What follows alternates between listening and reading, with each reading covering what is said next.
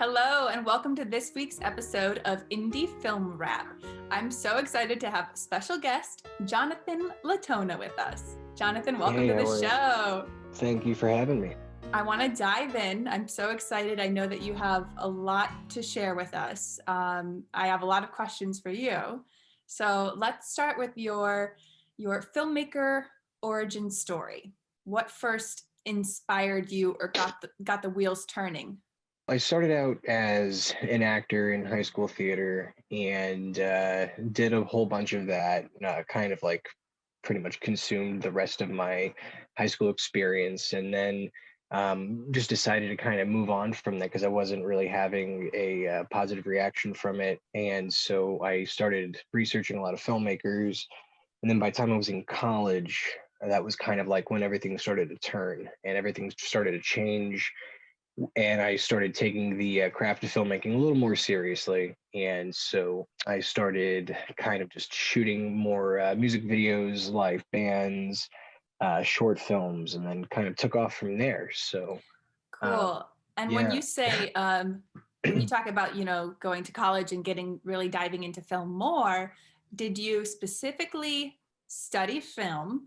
And what were, if so, what were some of the takeaways? And if not, how did you acquire, the experience? I studied film production, but the school I was going to didn't really have an actual degree for film at the time. It was just mainly a certificate. So, but they had all the classes necessary. So I basically ended up walking away with just an associate's degree, but getting the education from like university level teachers who were teaching at like the community college level as well as the university level, and they're just basically merging their curriculum into one super course, which was just I consumed over the course of like 3 or 4 years.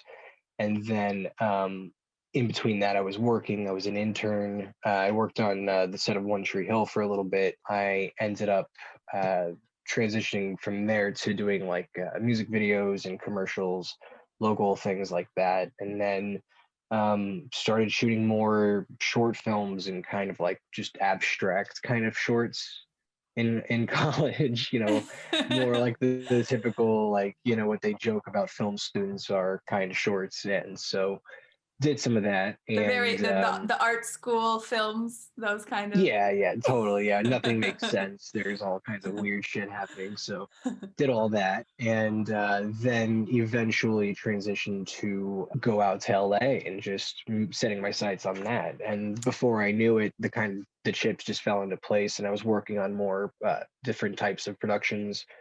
I ended up shooting a couple of features out here too. So it's very strange in how it kind of just all kind of molded into one thing over the course of a few years.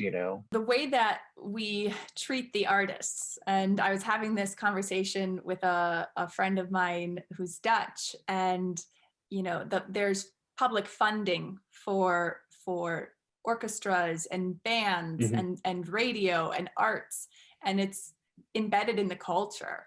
And so when someone says that they are an artist or a musician out there, it's respected in such a way publicly.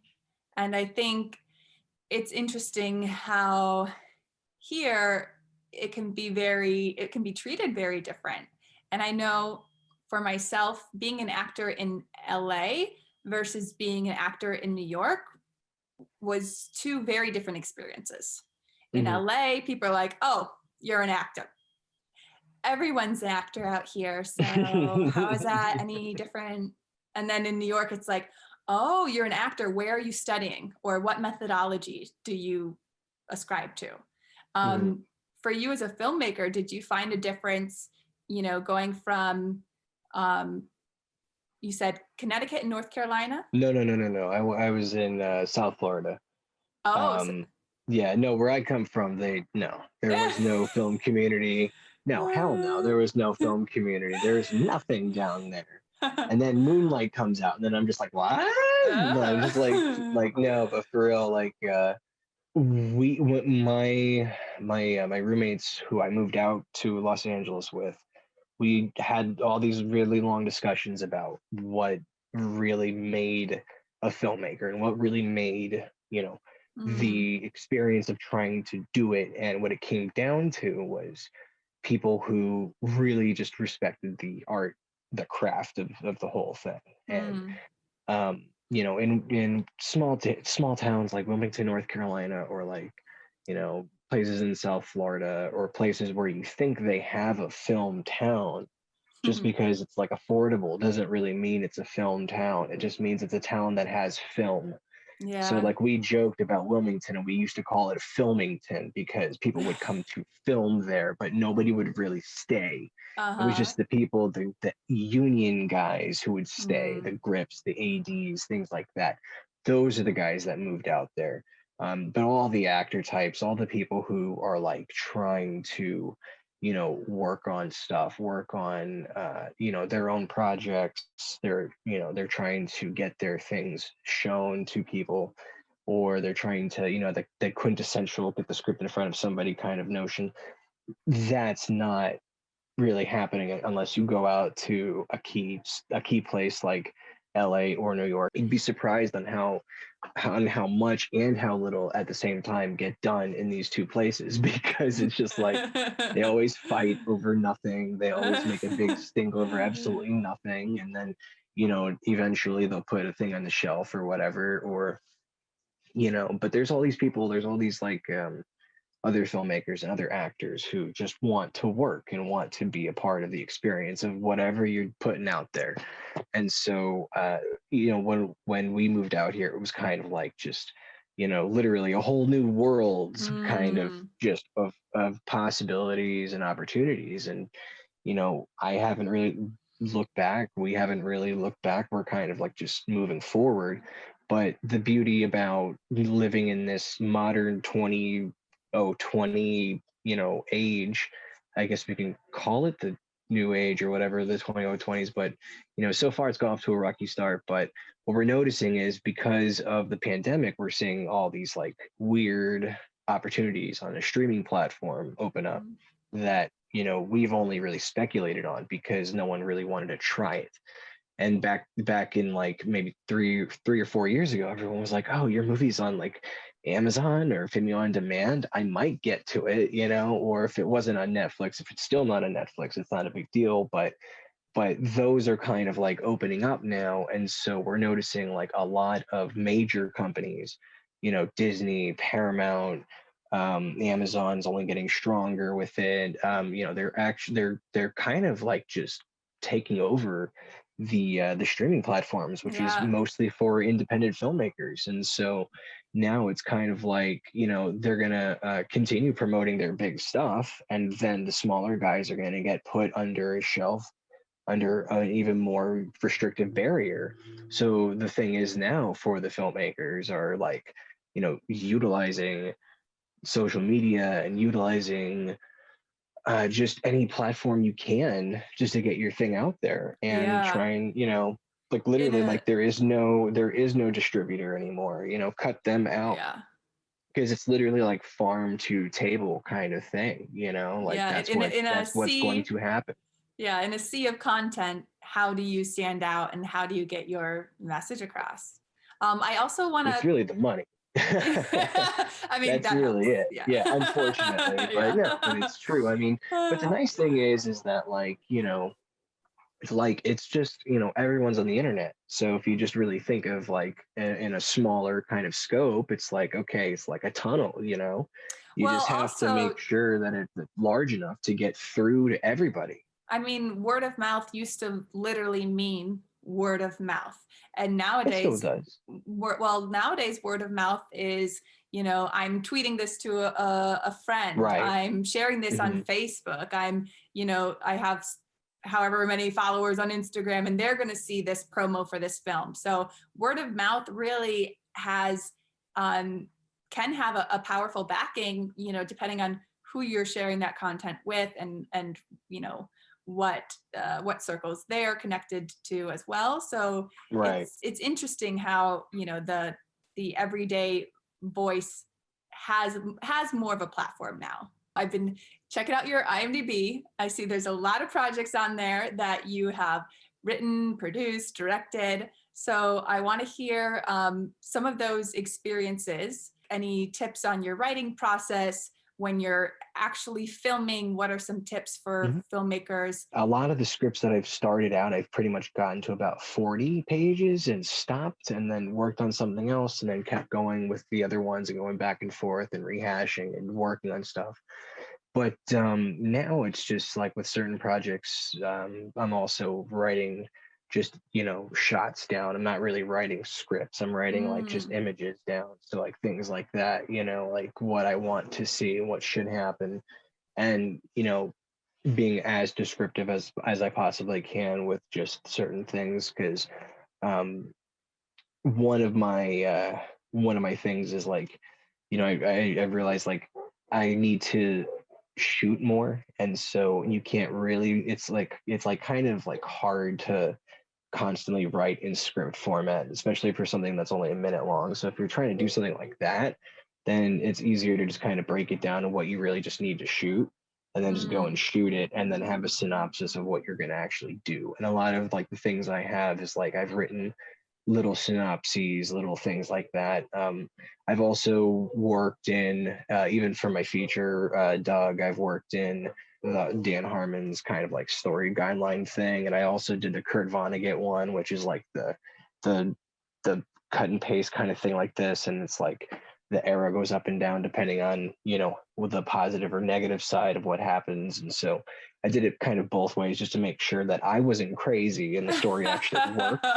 um I and love then it. so Like testing and it, A/B testing. yeah, yeah, trying to see if it works or not and see if I can add some certain things to it. And now with this other thing I'm doing, I literally only had about a 34-page script for this new project that I'm working on now. And so that one is because of COVID, I've had to basically toss the script out the window, and I'm just back to doing just shots and just trying to Mm. figure out, this is what's happening here, this is what's happening there.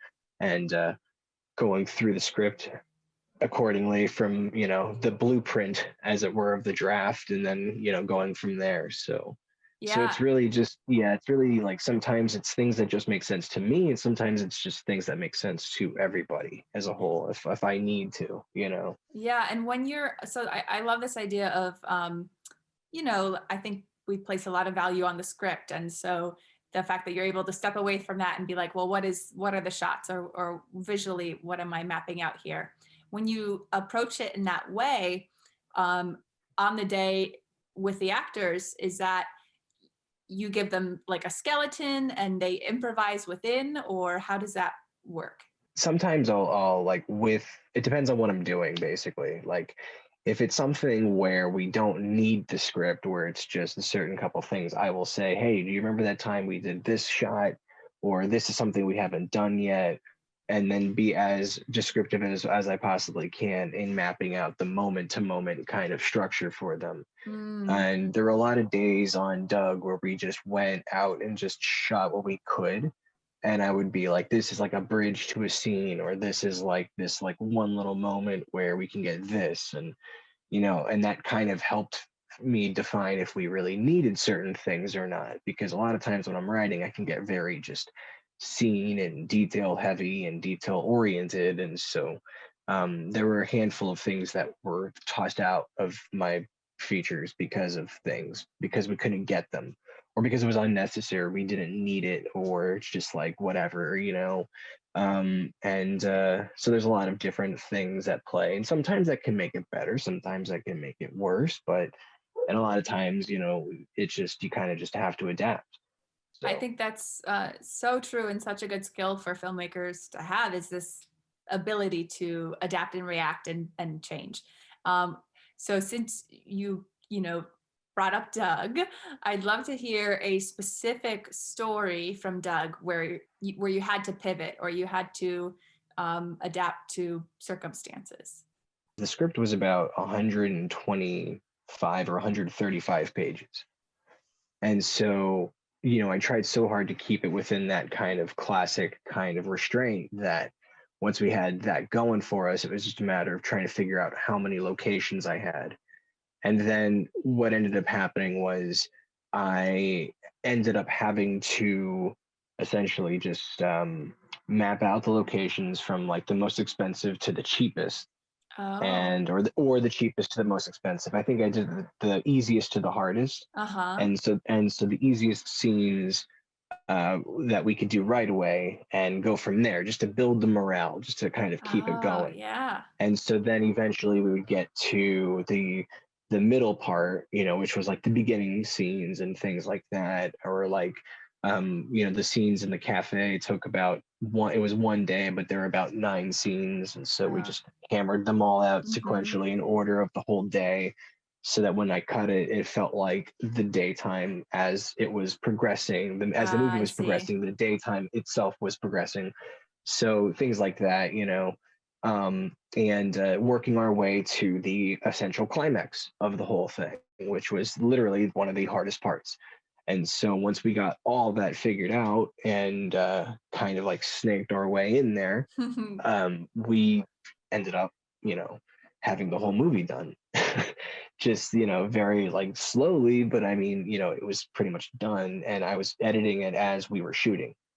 So I was able to kind of just, kind of like show the actors as well, which with the sequences that came before it or after it, or if they needed like a visual on what specific things could happen, I would be able to just map it out with them and be like, this is how this looked before. Now we just have to finish it. And so I see. that one of the scenes in particular was the tripping out scene across Hollywood, which took about 3 months to shoot 3 because months? we ended up breaking it up. So him running across Hollywood outside on Hollywood Boulevard, Uh, that was on like the day before Halloween, because everybody was in costumes and outside and about, but nobody actually oh. was in costumes except for the street performers. So so I was like, why not use the free extras? And so we did that. And then I had to wait a few more months, or no, I'm sorry, I had to wait another couple months. And then we got the interior house finally in December. So that was the beginning of that whole sequence. And I then see. we got the warehouse in like the middle of February of 2019, and that was kind of what ended that sequence. And kind of then we already had the end point, so we just had to kind of tie everything else together. And so all in all, it was between October and February, a few months to actually do. And so, but that was the consequences of like, shooting an indie passion project with no money, because no Yeah. one's going to give you money, because why are they going to want to fund this thing if there's like nothing in it? There's no real we ended up shooting on like 10 grand and favors, but we shot it in 4K on the GH5, and it looked great, ended up winning a couple of awards. So I mean, that's, and then what else? I mean, so now I'm just trying to get it into more festivals. Cool. Let's take a look at the trailer of Doug.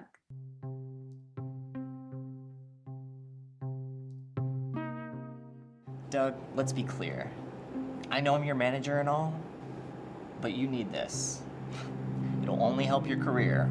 Well, what's left of it. Whenever you're ready, Okay. go right into it. Okay. Well.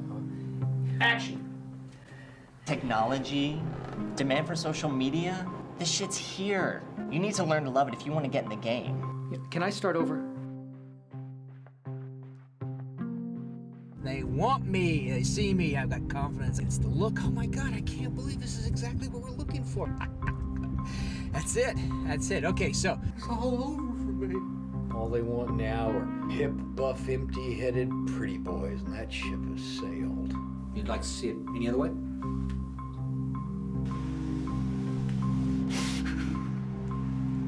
I have nothing. I'm a nobody. True, but that's all going to change.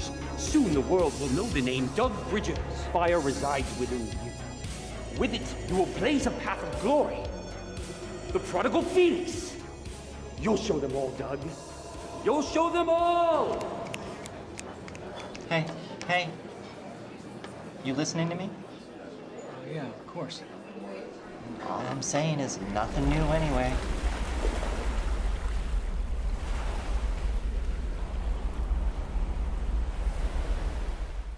Awesome. Jonathan, this is such a I love the style of Doug. I feel like stylistically, it's just visually engaging to watch. Can you talk about touch on some of your inspirations for Doug? Well, thank you. I was pretty much inspired by like John Cassavetes movies and that kind of independent filmmaking boom that happened in the 70s and all that to kind of like just be the driving force of this one.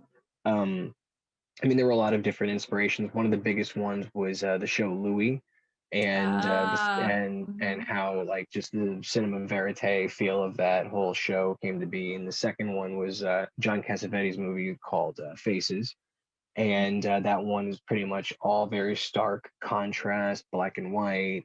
And so I wasn't really 100% on the actual uh, black and white aspect until like I was thinking about, just like how it could look, Mm. and so I was like, well, if everything was in black and white, then it'd be fantastic. But then, it didn't really occur to me that the whole sequence of events and the themes and everything as I was writing them were going to be played in black and white. And then as I was telling people the whole story itself, and then the moments that were in black and white and the moments that were in color, they kind of just like freaked out and were like, "Oh, that's incredible." And I was like, "Really?" So so I You're didn't like, really okay. think that it was much, but but then when I actually saw it together, I'm just like, whoa. And Yeah. and it is interesting in how I'm like noticing it's kind of like almost like not really a formulaic trope, but people use it for a lot of different things.